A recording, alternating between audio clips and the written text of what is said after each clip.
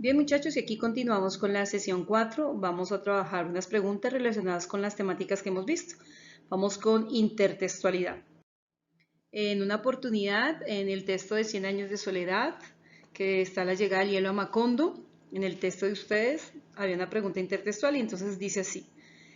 El relato de 100 años de soledad puede asemejarse al del Quijote por, te están preguntando que en qué se asemejan esos dos textos. Entonces se supone que ustedes por conocimiento tuvieron que haber leído esos dos textos. Si no los hemos leído, nos queda un poquito más difícil. O sea que tenemos que manejar acá conocimiento previo para poder manejar asociación. ¿En qué se asemejan los dos? A, realismo mágico. Realismo mágico, ustedes saben que el realismo mágico fue un movimiento literario que nació en 1925 y sus precursores pues fue Gabriel García Márquez, que lo aplica en 100 años de soledad. Pero el Quijote fue una obra escrita en la época medieval, estamos hablando más o menos del año 1615. O sea, Miguel de Cervantes, que es el autor, murió sin saber qué era eso.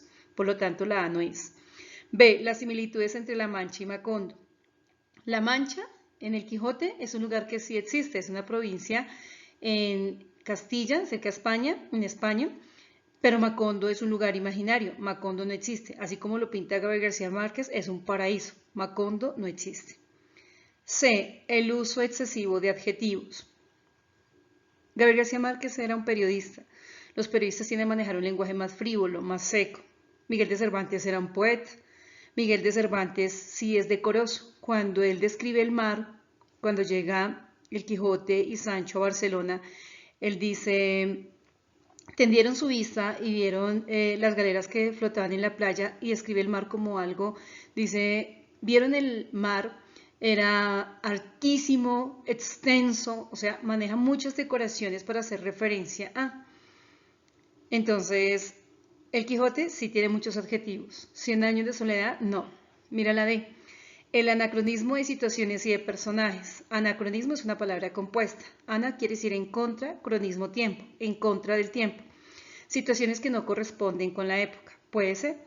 En 100 años de soledad, estamos hablando de que fue una obra publicada más o menos en el año 1967 y hay un fragmento donde dice que llega el hielo a Macondo y el coronel Aureliano Buendía, que es uno de los protagonistas, cuando llega a ver lo que estaba en la carpa, ve un témpano de hielo contenido en un baúl, en un cofre, y entonces dice, es el diamante más grande del mundo, ¿cómo va a confundir el hielo con un diamante? Es más, el gitano que estaba custodiando el cofre le dice, no señor, eso es hielo, como quien dice, usted está errado. El Quijote de la Mancha lo pone Miguel de Cervantes a pelear con los molinos de viento. Estamos hablando de la época medieval. Los monstruos ya no existían en la época medieval, los monstruos eran de la literatura antigua o clásica, o sea que ahí hay un cruce entre el tiempo y el espacio, la situación en la que se está moviendo la situación. Por lo tanto, en esas dos novelas se parecen porque manejan eso. La respuesta entonces ahí sería la D. Otra pregunta que salió, dice, salió un texto del científico astrónomo alemán Alois Schneider, pero Alois Schneider habla de la luz física y San Agustín habla de la luz, que es un teólogo medieval, pero la luz divina, de espiritualidad. Y luego viene la comparación entre estos dos. Dice, en San Agustín el conocimiento sensible es el origen del conocimiento verdadero. Sí, puede ser, porque San Agustín aplicaba las leyes de que todo se llegaba a conocer a través de los sentidos. Mientras que en los estudios sobre Alois Schneider excluye el conocimiento sensible. Diríamos que la luz produce un efecto en el ser humano. O sea, que excluya el conocimiento sensible, pues no, porque la luz sí produce sensibilidad. B. En San Agustín se conoce el mundo porque la luz eterna divina se refleja en él. Puede ser, porque estamos hablando de la inteligencia. Mientras que en el halo de Schneider el conocimiento se vaya en leyes científicas. Claro que sí, el hombre tuvo que haber hecho varios experimentos para poder llegar a. En San Agustín las leyes son universales. Pues es que una ley es universal es cuando es aceptada por todos, así como la ley de la gravedad. Ustedes saben que todo lo que sube vuelve a caer. Entonces, que lleguemos al conocimiento a través de los sentidos, pues no siempre se va a dar. Luego dice, mientras que los estudios sobre Alois Schneider son particulares. Sí, la segunda parte tiene relación, pero la primera parte no me sirve, se descarta. Mira la D. En San Agustín se plantea un principio experimental. Claro que sí, porque conocemos a través de los sentidos. Mientras que en los estudios sobre Alois Schneider se busca un principio general. No, él no conectó dos cables y se hizo la luz. Tuvo que partir de falla de error para poder llegar a una conclusión. Por lo tanto, aquí la respuesta diríamos que es la B.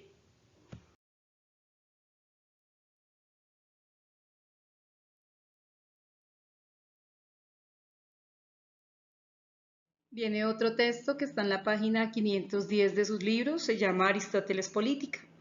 Y entonces aquí habla un poco, a ver, los llevo como a entender la temática del texto.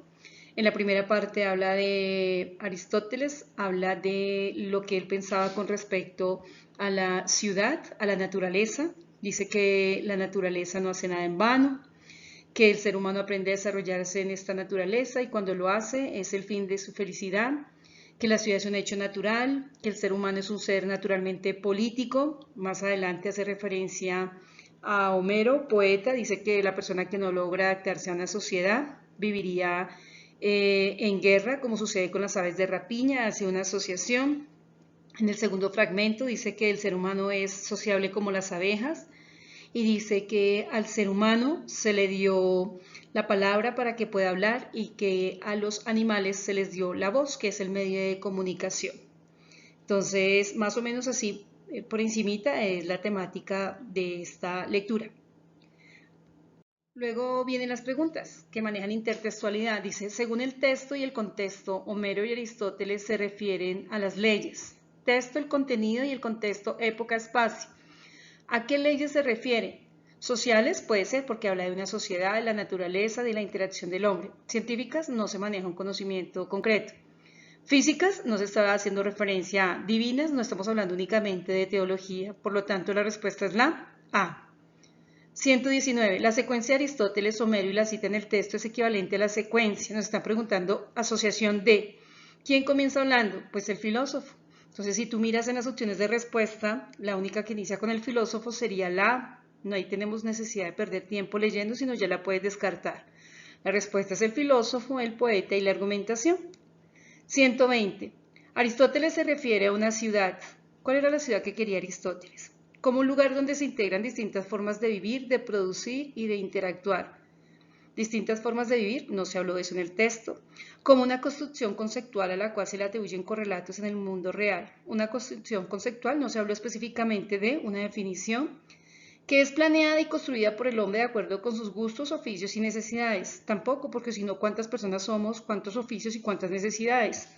D, que existe como un hecho natural y que condiciona y determina la vida del hombre. Sí, claro. Además, porque específicamente él lo habló así, dice que el determinismo, que nada pasa porque sí. Por lo tanto, la respuesta es la D.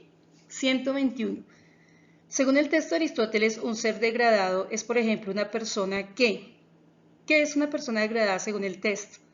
¿Que ha perdido su familia, no ha conformado un hogar o está desprotegida por la ley? Puede ser, porque esas fueron las palabras que utilizó el poeta. Sin familia, sin leyes, sin hogar. B, que ha cometido un delito y por tanto ha sido marginado de la sociedad, no se habló de eso y tampoco está diciendo que se margine la sociedad por cometer un delito. C, por beneficio de los dioses ha perdido su dignidad de hombre y se ha convertido en un semidios, nunca se habló nada relacionado con historias míticas. D, por haber sufrido algún trauma ha perdido la capacidad de lenguaje y de comunicarse. Nunca se habló de un trauma ni la capacidad que tiene el hombre para. La respuesta, sin punto de discusión, es la A.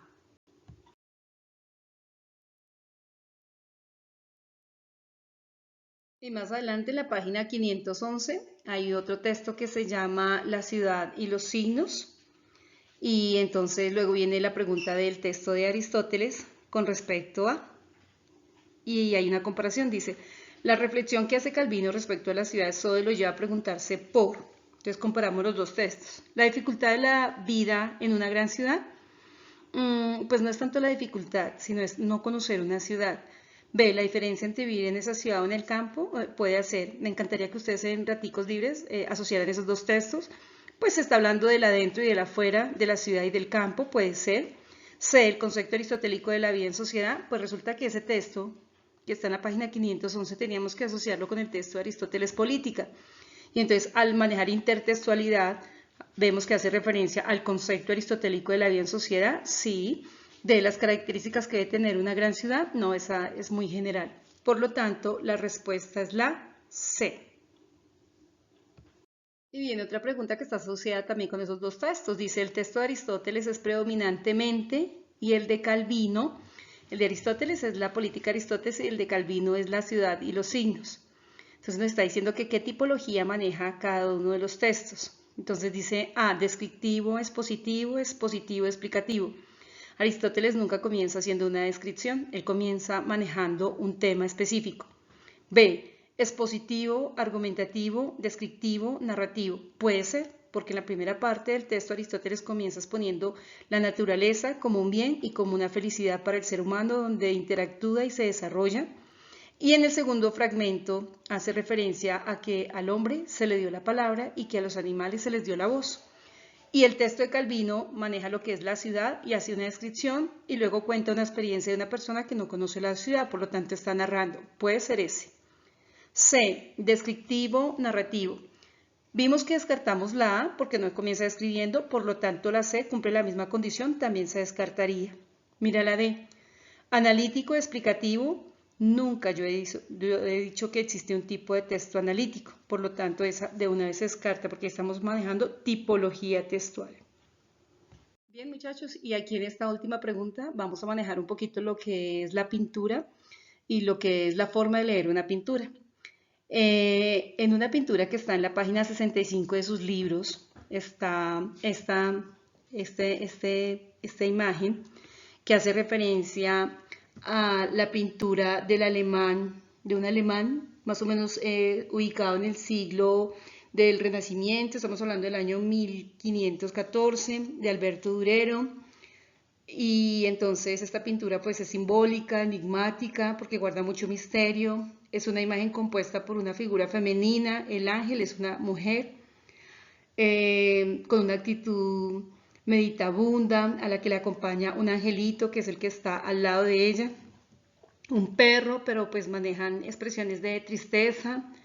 Todo está rodeado por objetos relacionados con la construcción, la arquitectura. La mujer se llama Melancolía, está sentada en un banco de piedra. Ella muestra una indiferencia pues entre su aspecto, está un poco descuidada, despeinada. Me encantaría que ustedes tuviesen la oportunidad de buscar esta pintura para que la puedan detallar bien. Tiene sus ojos abiertos, está mirando como al frente, tiene sus ojos fijos con una expresión sombría, maneja un estado espiritual atormentado.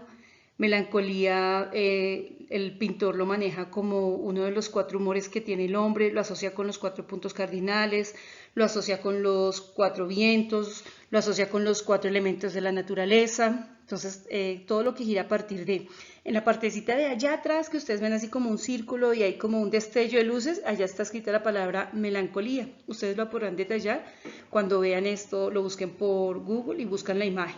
Y entonces, pues, luego viene la pregunta, dice, si el ángel se pusiese de pie conservando el sitio que ocupa en el grabado, nos están preguntando que ustedes tienen que movilizar la imagen de la mujer. ¿Qué pasaría si ella se pone de pie? Entonces, más o menos tienen que asociar lo que es la distancia que hay entre su pie y la rodilla para manejar que el ser humano se compone por 3 estructuras más o menos de esa misma medida. Si se pone de pie, se vería la cintura para abajo. Uy, no, porque entonces daríamos mucha dimensión a lo que es la parte del tórax. Su cabeza quedaría en el borde superior. Su cabeza quedaría en el borde superior.